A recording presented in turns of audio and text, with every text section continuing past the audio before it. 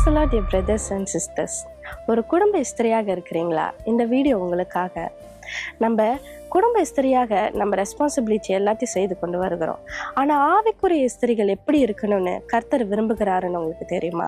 அதன்படி உங்கள் வாழ்க்கையை நீங்கள் மாற்றணும்னு பிரயாசப்படுகிறீங்களா? வசனத்தின்படி உங்கள் வாழ்க்கையை ஒப்பு கொடுங்க.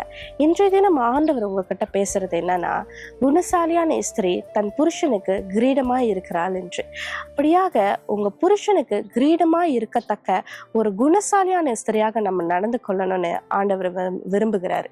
நல்லொழுக்கம் உள்ள ஸ்திரியாக, புத்தி உள்ள ஸ்திரியாக நம்ம குடும்பத்தை கட்டணும் என்று ஆண்டவர் விரும்புகிறார்.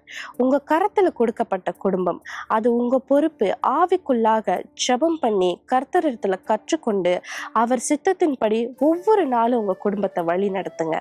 உங்களுக்காக உருவாக்கப்பட்ட குடும்பம், கர்த்தர் உங்க நடுவாக இருந்து தேவ ஆவியானவர் அனுக்கிரகத்தை பெற்றுக்கொண்டு உங்க வாழ்க்கைய உங்க குடும்பத்தை கர்த்தர் ஆவிக்குள்ள கட்டுங்க.